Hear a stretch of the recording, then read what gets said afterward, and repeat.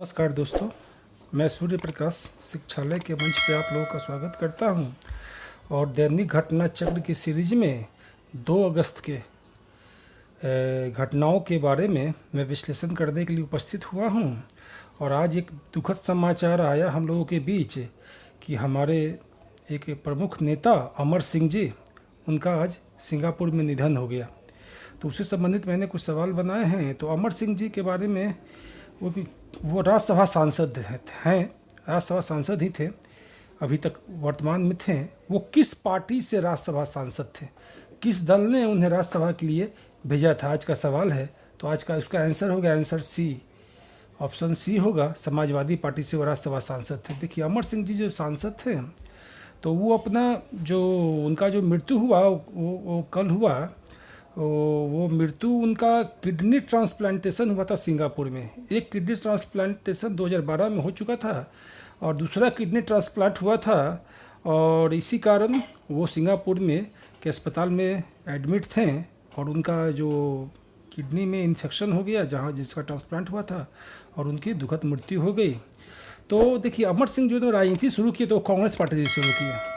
उन्होंने अपनी राजनीति कांग्रेस पार्टी से शुरू की और फिर 1995 में वो मुलायम सिंह जी के साथ हैं, समाजवादी पार्टी के साथ, मुलायम सिंह जी के साथ। और मुलायम सिंह जी के साथ उनका काफ़ी खासम खास बन गए। वो लंबे समय तक, लगभग 10-15 वर्षों तक मुलायम समाजवादी पार्टी में नंबर 2 रहे। लेकिन 2010 में अमर सिंह को समाजवादी पार्टी से निकाल दिया गया, और परंतु वर्ष 2016 में उन्हें पुनः समाजवादी पार्टी में शामिल किया गया और उन्हें महासचिव का पद भी दिया गया और राज्यसभा का सदस्य भी बनाया गया। ठीक है, तो वो, लेकिन महत्वपूर्ण जब 2010 में उन्हें समाजवादी पार्टी से निकाला गया था तो उन्होंने एक अपनी पार्टी बनाई थी जिसका नाम था राष्ट्रीय लोक मंच। राष्ट्रीय लोक मंच पार्टी का गठन उन्होंने किया था। तो ये महत्वपूर्ण सूचनाएं अमर सिंह जी के बारे में मैंने यहाँ आप लोग को दिया है कि इन सूचनाओं के इससे सवाल बन सकता है आने वाले परीक्षाओं में। आज का दूसरा जो समसामयिकी का सवाल है कि चीन ने भारत नेपाल के किस विवादित इलाके में अपनी सेना तैनात कर दी। देखिए, चीन लगातार आक्रामक कार्रवाई कर रहा है और सीमा पर भी वो काफ़ी आक्रामक है। अब देखिए, भारत नेपाल के बीच, मैंने बताया भी था पिछले कई वीडियो में कि भारत नेपाल के बीच विवाद चल रहा है, और उस विवाद का जो क्षेत्र है उसका जो लिपू लेख है, तो लिपू लेख में चीन ने, एक महत्वपूर्ण क्षेत्र है लिपू लेख, वहाँ उसने अपनी लगभग 1000 सेना तैनात किया है। 1000 सेना लिपू लेख में उन्होंने, चीन ने तैनात कर दिया है, और वो भारत और नेपाल के बीच विवाद में तीसरा पक्ष बनने के लिए तत्पर है ना। तो ये एक महत्वपूर्ण डेवलपमेंट है, इंडिया के लिए काफ़ी चिंताजनक विषय है, चीन का इतना एग्रेशन, है ना। आज का तीसरा जो समसामयिकी का सवाल है कि किस इंग्लिश क्रिकेट खिलाड़ी को हाउस ऑफ लॉर्ड्स का सदस्य बनाया गया है। देखिए, आप लोग जानते हैं कि हाउस ऑफ लॉर्ड्स और हाउस ऑफ कॉमन्स, इंग्लैंड का 2 सदन है, जो वहाँ का पार्लियामेंट है, 2 सदनों से बना है, हाउस ऑफ लॉर्ड्स और हाउस ऑफ कॉमन्स। तो ये हाउस ऑफ लॉर्ड्स का सदस्य बनाया गया है उनको। वो कौन से क्रिकेट खिलाड़ी है, तो यहाँ आंसर होगा आंसर ए, यान बॉथम। इंग्लैंड के ऑलराउंडर थे और उन्होंने वर्ष 1977 से 1992 तक इंग्लैंड के लिए कई अंतर्राष्ट्रीय मैच खेले हैं, है ना। उन्हें हाउस ऑफ लॉर्ड्स का, जो कि इंग्लैंड की संसद का उच्च सदन है, चाहे यहाँ राज्यसभा है तो वहाँ हाउस ऑफ लॉर्ड्स है, उसका सदस्य बनाया गया है ना।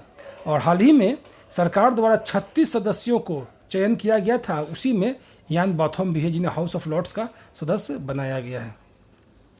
अब अगला महत्वपूर्ण प्रश्न है कि किस फुटबॉल खिलाड़ी को 32 दिनों तक जेल में रहना पड़ा था।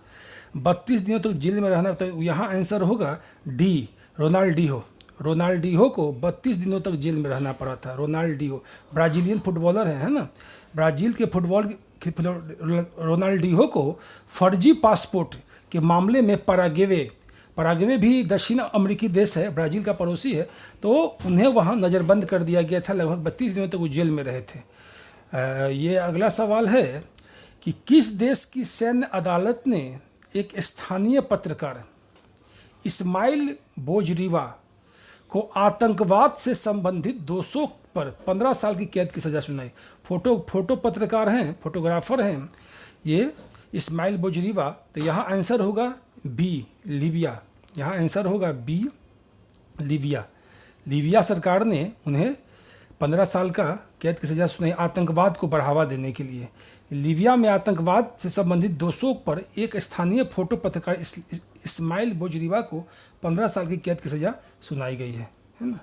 अगला सवाल, विद्यार्थी विज्ञान मंथन 2020-2021 का शुभारंभ किस मंत्रालय द्वारा किया गया है? तो इसमें उन विद्यार्थी विज्ञान मंथन जो उसका शुभारंभ किया गया स्वास्थ्य एवं परिवार कल्याण मंत्रालय द्वारा, स्वास्थ्य एवं परिवार कल्याण मंत्रालय द्वारा। और इसमें जो कहा कि स्वास्थ्य एवं परिवार कल्याण मंत्रालय के जो मंत्री है डॉक्टर हर्षवर्धन द्वारा विद्यार्थी विज्ञान मंथन का शुभारंभ किया गया। अब इसका उद्देश्य क्या है? तो यह कार्यक्रम 6 से 11 वर्ष तक के स्कूली छात्रों के बीच विज्ञान को लोकप्रिय बनाने के उद्देश्य से इसका आयोजन किया गया है ना। और क्योंकि इसमें विज्ञान में रुचि रखने वाले प्रतिभावान छात्रों की पहचान की जाएगी और इसके माध्यम से उनका विकास किया जाएगा। तो ये एक महत्वपूर्ण प्रोग्राम है ना। अगला सवाल है कि हाल ही में अलास्का के पास दो प्राइवेट विमान का टक्कर हो गया, जिसमें किस अमेरिकी राजनेता की मृत्यु हो गई?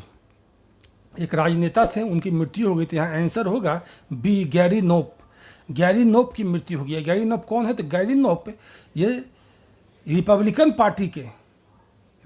पार्टी से हैं और अलास्का से ही हाउस ऑफ रिप्रेजेंटेटिव के सदस्य हैं। देखिए, अमेरिकी संसद में 2 सदस्य हैं, 2 सदन होते हैं, एक सीनेट और एक house of representative. House of representative निम्न सदन है और सीनेट उच्च सदन है ना। तो ये हाउस ऑफ रिप्रेजेंटेटिव के सदस्य थे और वो अलास्का क्षेत्र से ही थे और वो एक प्राइवेट विमान में थे, जिस कारण उनकी टक्कर से एक अन्य विमान, एक इंजन के विमान से टक्कर हो गई और उनकी वहीं मृत्यु हो गई है ना। और अन्य 6 लोगों की ही मृत्यु हुई। टोटल 7 लोगों की मृत्यु हुई। इसमें 7 लोगों की, इस टक्कर में 7 लोगों की मृत्यु हुई। ये महत्वपूर्ण सब घटना है अमेरिका के परिप्रेक्ष्य में। और अगला सवाल है कि चीन के दबाव में आकर नेपाल ने गोरखा एग्रीमेंट खत्म करने का प्रयास कर रहा है। तो ये गोरखा एग्रीमेंट कब हुआ था? सवाल ये है गोरखा एग्रीमेंट कब हुआ था? तो इसका आंसर होगा 1947 में। 1947 में गोरखा एग्रीमेंट हुआ था। देखिए, नेपाल के विदेश मंत्री प्रदीप कुमार ने गोरखा सैनिकों पर 1947 में किए गए समझौतों को निरर्थक बताया और इसमें संशोधन की बात कही। अब देखिए, भारत की सेना में एक गोरखा रेजिमेंट है जिसमें नेपाली युवकों को भर्ती की जाती है और नेपाली युवक भारत के लिए एक सेना के महत्वपूर्ण सिपाही हैं और इसी जो गोरखा एग्रीमेंट के माध्यम से इनकी नियुक्ति की जाती है। लेकिन नेपाल ने इसमें संशोधन करने की बात कही है। उल्लेखनीय कि गोरखा एग्रीमेंट जो हुआ था वो त्रिपक्षीय एग्रीमेंट था, जिसमें भारत, नेपाल और ब्रिटेन भी शामिल था। सॉरी। अब हम लोग अगले सवाल पे आते हैं। तो आंध्र प्रदेश के किस शहर में हिंदुस्तान शिपयार्ड लिमिटेड का एक क्रेन गिर गया, जिसमें 11 लोगों की मौत हो गई? तो वो शहर है विशाखापट्टनम। आंसर सी होगा इसमें। विशाखापट्टनम में एक क्रेन गिर गई, जिसमें 11 लोगों की मृत्यु हो गई और ये एक बहुत दर्दनाक मृत्यु हो गई। 10 की तो मृत्यु स्पॉट पे ही हो गई, एक जो मृत्यु हुआ वो अस्पताल में हुआ। टोटल 11 लोगों की मृत्यु हुई है। ठीक है ना। आज का अगला सवाल है कि हाल ही में भारत के बाद किस देश ने टिकटॉक पर प्रतिबंध लगाने की बात कही है? तो वो है अमेरिका। अमेरिका ने भी टिकटॉक पर प्रतिबंध लगाने की बात कही है। तो इसका आंसर डी होगा। महत्वपूर्ण है ना। तो चीन के साथ बढ़ते विवाद के कारण चीन के कई ऐपों पर भारत ने प्रतिबंधित किया है और उसमें एक टिकटॉक भी है। तो इस टिकटॉक पे भी अमेरिका द्वारा प्रतिबंध लगाए जाने की बात कही जा रही है। तो आज का जो महत्वपूर्ण घटना चक्र था उसके बारे में मैंने इसका विश्लेषण कर दिया है और आशा है कि आपको इससे निश्चित ही लाभ प्राप्त होगा। और अगर इसका आप PDF फाइल चाहते हैं तो PDF फाइल प्राप्त करना चाहते हैं तो जो शिक्षालय का जो टेलीग्राम लिंक है वहाँ जा कर के आप इसका PDF को डाउनलोड कर सकते हैं।